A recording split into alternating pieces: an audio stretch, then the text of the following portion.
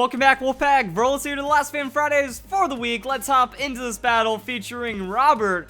Now, Relicanth lead, we've seen it before, but this one is going to be pretty crazy. We also have a Clefable from the opponent, so this is looking to be a heated battle, except that's a level 1 Relicanth, and it's just going to lead with Protect. I don't really know what that's meant to accomplish, but I mean, hey, you bait out the hit from the opponent. Cool. What's Relicanth going to do about that? Clefable going to keep throwing down the Moonblast right there. And Relicanth, boom, that's going to be sturdy right there. Pretty understandable. And then we're going to see... Oh! Berry Juice. Okay. Fear Relicanth. Apparently that kind of might be a thing. Let's see where this goes. Because all this is going to do is be able to proc sturdy again. And then I don't think Relicanth has like the recycle stall or anything going on, but it wants to do a bit more. So double sturdy right there, and then Relicanth has the yawn. Interesting move. And it looks like Clefable is going to stay in for the Moonblast. And you know what? I think that's it. I think that's all you need. You just go Stealth Rocks, Yawn. They either finish off your level 1 Pokemon that already got the setup that it wants to, and now you trade that for setup and a sleep Pokemon, which means this is actually really good. Sleep counter still going to be at 0. Opponent withdrawing their sleep Pokemon against something threatening like the Tyrantrum, because once that thing gets a Dragon Dance, it's going to get very bad very quickly. Forces switches. So that's another thing that Relicanth can do. Like, you yawn, well, that's going to be a switch out, and then that means Relicanth probably just only uses yawn. I would not be surprised if it knows 3 moves. Yawn, Protect, and then Stealth Rocks, maybe also Toxic, because if you really get in your opponent's head, and you just throw out the Toxic on a switch, and then maybe find another yawn. I don't know. Either way, Dragon Dance into Head Smash. Gardevoir just doesn't stand a chance. Primarina going to come in as well, but Primarina's not a fast Pokemon. It looks like the opponent also running Mono Fairy. Did not catch that initially. That's kind of sad. That, like, Primarina, the only reason why you would expect to see it on team, or if, like, so you see it on team, you have to suspect something's up. Like, wait a second. Did they have all Water-type Pokemon or all Fairy-type? They might be going for some kind of gimmick on their team if they're running the Primarina. But yeah, Primarina, that's a one-shot. Head Smash, Head Smash, Head Smash. Gone. Doesn't matter what you have. That is going to be GG right there. And that was a quick battle set up by the Relicanth. Wow. And just let's get on to the next battle. A quick look at the opponent's team. Wash Rotom. I mean, status could really suck for this Relicanth setup, so maybe that could be like the biggest issue. Try to see, but I mean, why would you want to status level 1 Relicanth? I mean, I guess you can understand sturdy, breaking sturdy. That'd be achievable through Will-O-Wisp or something. But at the end of the day, Relicanth, it could have the double setup that people might not expect. Like, I'm just not going to expect that. If I see the level 1 Relicanth, I'm thinking, whatever. It's a sacrifice Relicanth pretty much no matter what, and then Stealth Rocks into some kind of cheese. But I wouldn't expect the Berry Juice for the sturdy refresh into the Yawn. Like, Relicanth, you don't expect to do much other than, like, yawn and maybe do some cheesy status stuff. But yeah, when that happens, how are you going to respond to that? Like, what's Metagross going to do to stop this thing? Stealth Rocks is up. You can go throughout the yawn, and then I would just, like, keep throwing down yawn, you know? Just double spam yawn, triple spam yawn. Just have the opponent go to sleep, and have the opponent have as many asleep Pokemon as possible. Also, you can kind of judge from their first attack what their response might be. Metagross just goes for the straight aggro. That's going to be sturdy activating once again, and then into the yawn. So to sleep Metagross, yeah, that's going to be pretty difficult for the Metagross, for real. So actually withdrawing it. Now, hey, cool, this is great. Now we get to see what Relicanth defaults to in these situations. Personally, I would just keep using yawn. Yeah, that's how you tilt an opponent right there. You think, my god, I just got switched out by a level 1 Relicanth, and I've lost more hit points than him. Technically, because, you know, Relicanth only loses 12 hit points, and then whatever the Stealth Rocks of a full level Pokemon is going to be. And then you just catch him on that greed. Alright, so now what do you do? Do you keep... Alright, so there is some Relicanth switch involved. When you just have that asleep Pokemon, I was just going to wonder, like, okay, now what do you do? Just keep using Yawn and Protect until the opponent switches out and gets another Pokemon asleep, or try to get through it? Because, yeah, the level 1 Relicanth isn't going to be able to do much damage. And if it can Pain Split, though, Like, if they stay in on a Yawn and you get that Protect, you just Pain Split them. And then, like, back to full health, sturdy refresh, GG like that. But I'm pretty sure the Relicanth doesn't get the Pain Split then. Yeah, Tyrantrum. 1 Dragon Dance, everything dies. Rotom's supposed to be a very tanky Pokemon for your reference, and then that's going to be the one-shot. So we see the Metagross, and Metagross is going to get outsped, so it's really how much damage can Bullet Punch do to Tyrantrum. Tyrantrum actually has a terrifyingly high amount of defense. Ooh. That's a little bit of extra fanciness. So we know that's a Z move on the Tyrantrum. I was like, yeah, do we have Focus Sash? Do we have... I'm honestly a bit more favoriting of the... whatchamacallit, the Lumberry.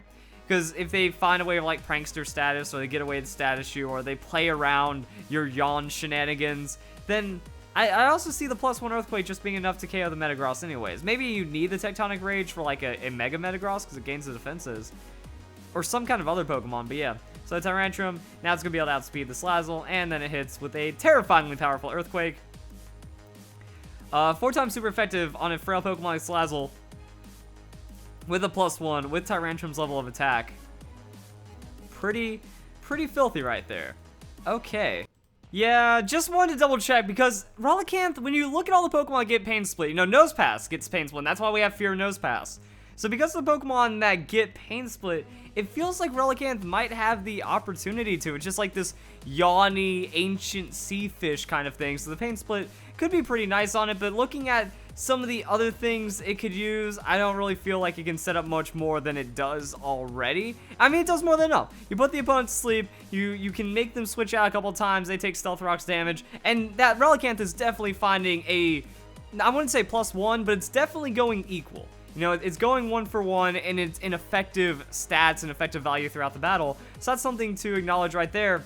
And also, yeah, like just Gen 7, Pokemon Ultra Sun and Ultra Moon, Game Freak, get on it, give this thing Pain Split, watch some fun really happen, because they already did it. You know, there's already a level 1 Pain Split sturdy Pokemon that can exist out there. Just give Relicanth something else. It seems like with this low amount of moves from Tutor, that Relicanth has just been forgotten. Kind of sad, but let's go into another battle. And there's the level 1 Cottony. So the quote for this battle is, level 1 Relicanth sets up for another level 1 Terror. So the level 1 Cottony was disgusting, and we've already seen so much filth too, that the double Stall, Protect, Klefki, that was bad. Just Relicanth, also crazy. See what happens. Because Blaziken, oh wow, going to be withdrawn against the level 1 Relicanth. Knows that shenanigans are afoot and wants to deal with that immediately.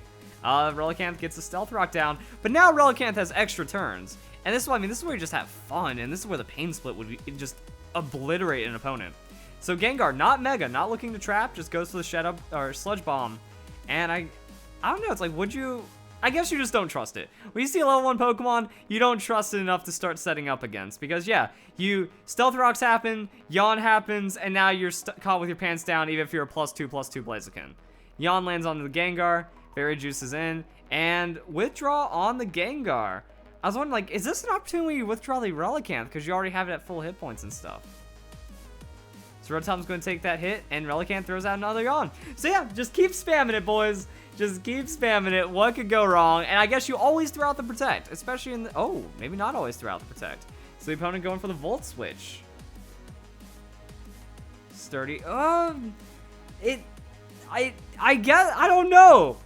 I don't know what you do in this situation. I don't play Yawn enough, but it looks like we still have an idea. So yeah, Gengar takes that, and then Relicanth uses another Yawn.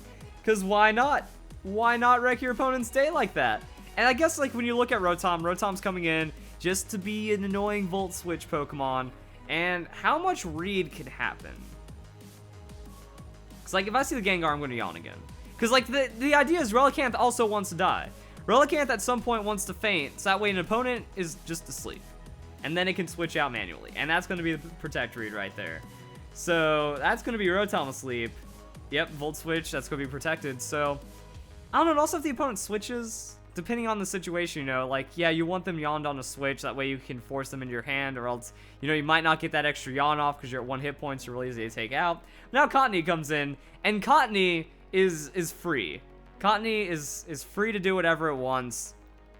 We've already seen the level 1. It can get the substitute up. It can get into the Leech Seed. And that's what it needs. It needs that one turn just so Leech Seed lands and it has an infinite substitute engine. And one, oh yeah, or in the double team as well. And now it's a full health Pokemon that already has a +1 on the evasion. And it can still, and it has a Focus Sash. So it's able to get the infinite engine going regardless. While also tagging in free evasion. And Rotom's already asleep. So that'll come into play for the next battle. Or, later on in the battle. And the opponent's probably wondering when it ends. Like, this is just a nightmare. This is a nightmare of level 1 Pokemon that just refuse to die no matter what they do, and the opponent is completely tilted right now. And then Cottony's back at full health. And then you get to do the substitute, and then you get to stall Gengar into oblivion. At some point, they have to go into a sleeping Pokemon, and if at any point they miss because of the double team, their day just completely sucks. Also, because of the hit points, does that mean Cottony, I didn't notice this last time, doesn't that mean that Cottony gets to substitute 5 times before needing to go to like full health? I mean, I guess that is a possibility already because then you end up at like 1 to 3 hit points anyways, but yeah, like I feel like there's like a weird range where you can get a free extra substitute just because out of it. But no, actually no, you do 4 subs and then you can still get it. So this gets 5 because it's only 2 hit points, unless the number's like auto adjust. Yeah, it's just going from 11 to 9. Because I guess that's like the perfect hit point level or something. 0 IVs in the hit points on the Cottony lets you sub 5 times, and then eventually, like we did point out some of the flaws in this strat. That eventually you run out of substitute, but in that time you're going to take down an opponent.